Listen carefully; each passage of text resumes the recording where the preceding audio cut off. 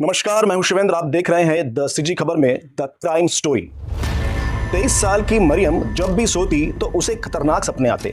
उसके सपने में एक महिला आती जो कि प्रेग्नेंट थी और वो प्रेग्नेंट महिला उसके सपने में आती, उससे लड़ती, उसे ताना देती। मरियम इतनी परेशान हो जाती कि उसकी नींद खुल जाती और फिर वो रात भर जगती। यह सिलसिला महीने डेढ़ महीने से लगातार यूं ही चल रहा था।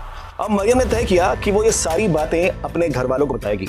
मरियम सारी बात अपने घर वालों को बताती है। घर वाले पुलिस स्टेशन पहुंचते हैं और फिर ये बात पहुंचती है सीजीएम कोर्ट तक। सीजीएम कोर्ट के न्यायाधीश का आदेश होता है कि काजीपुर में एक कब्र है जिसे खोदा जाए। कब्र को खोदने का आदेश होता है और कब्र को खोदा जाता है। लोगों का मजमा लग जाता है, बहुत सारी मीडिया भी जमा हो जाती है। मीडिया का सवाल होता है कि आखिर किसकी कब्र को खोदा जा रहा है, कौन है ये महिला और क्या है सारा विषय। लोग इशारा करते हैं एक लड़की की तरफ जो कि मुंह बांधे रखती है और ये लड़की थी मरियम। और मरियम ने जो सारी बातें कही वो है हमारी आज की द क्राइम स्टोरी। दरअसल मरियम की बहन नाजिया की शादी लगभग 4.5 साल पहले इस्मान से हुई थी। अक्सर मरियम अपनी बहन के यहाँ शादी ब्याह या खुशियों के अवसर पर जाया करती थी। शुरुआत में तो सब ठीक था, व्यवहार भी मरियम के प्रति ठीक था, पर धीरे धीरे मरियम से यानी अपनी साली से गंदे तरीके के मजाक करना शुरू कर दिया। अब बदतर तरह के मजाक उससे करता था। फिर धीरे धीरे मरियम को छूना और अब हद ही हो गई थी।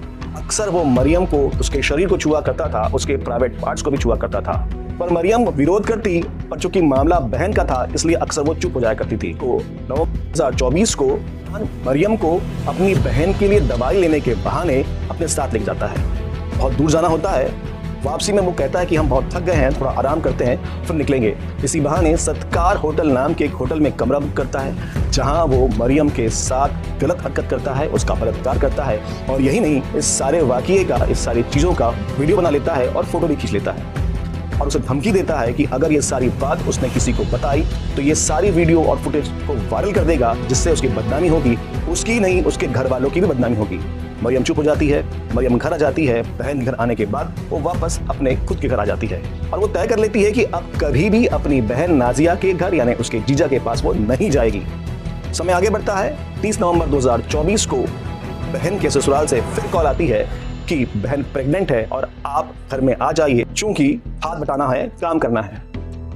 मरियम मना करती है, जाने से इनकार करती है, पर घर वालों को कोई वो पुख्ता बात नहीं बता पाती है, कुछ ऐसी बात नहीं बता पाती है जिसके कारण उसे रोका जा सके। खैर, परिवार वालों के दबाव में मरियम को अपनी बहन के यहाँ फिर से जाना पड़ता है।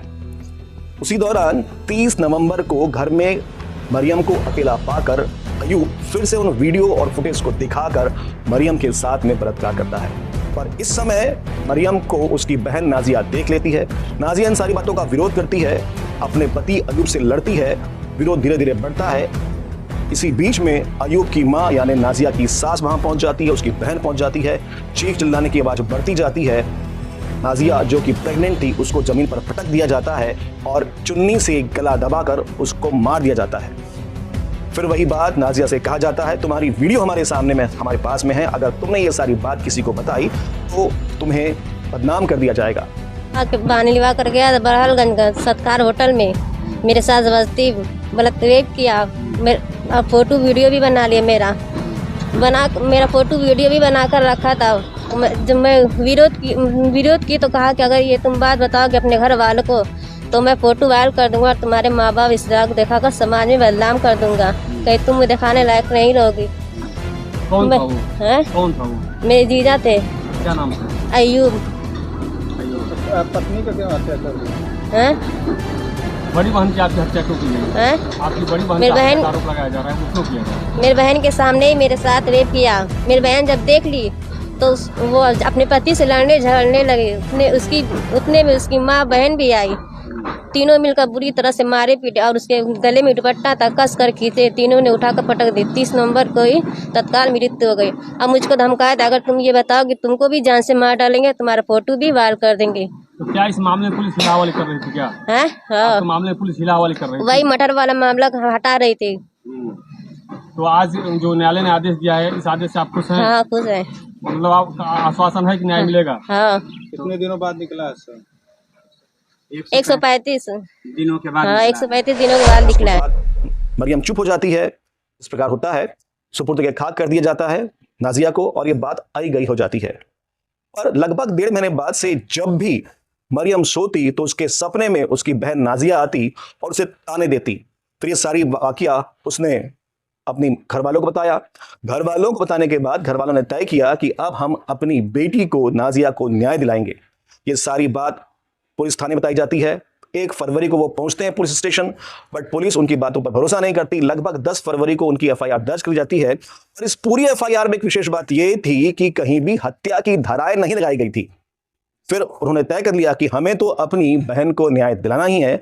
वो पहुंचते हैं सीजीएम कोर्ट में। सीजीएम कोर्ट में यह आदेश दिया जाता है कि सारे सच को सामने में लाने के लिए कब्र को खोदना जरूरी था। चूंकि बात कब्र को खोदने की थी और एक समुदाय विशेष की बात थी, बहुत ज्यादा विरोध होता है। पर चूंकि परिवार ने यह तय कर लिया था कि वो अपनी बहन को, अपनी बेटी को न्याय दिलाएंगे, इसीलिए अप्रैल को दल बल के साथ में सीजीएम कोर्ट के आदेश के बाद प्रशासनिक अमला पहुंचता है काजीपुर के कब्रिस्तान में। लोगों से पूछा जाता है कि कहां पर है नाजिया की कब्र, पर लोग बताने से मना करते हैं। एक बुजुर्ग बताता है कि यह है नाजिया की कब्र। लगभग 20 मिनट तक नाजिया की कब्र को खोदा जाता है। फिर वहां से निकलती है नाजिया की लाश और ये लाश बताने वाली है सच्चाई। लगभग 26 मिनट की खुदाई के बाद नाजिया की लाश निकलती है। उसे लगभग 22 किलोमीटर दूर एक मर्चरी में रखा जाता है। 14 अप्रैल को उसका पोस्टमार्टम होता है और लगभग 30 घंटे नाजिया की लाश बाहर रहने के बाद और अपना सच बताने के बाद फिर से चली जाती है एक दूसरी कब्र में। फिलहाल अभी जांच चल रही है और ये देखना होगा कि नाजिया को न्याय मिल पाएगा या नहीं मिल पाएगा। उसके हत्यारे, उसका पति, उसकी सास और उसकी ननद कब सलाखों के पीछे होंगे। फिलहाल ये क्राइम स्टोरी थी आज की। आपने हमारी स्टोरी को पूरा सुना, इसके लिए आपका धन्यवाद। जल्द मिलेंगे एक दूसरी नई क्राइम स्टोरी में। तब तक बने रहें द सीजी खबर के साथ। धन्यवाद।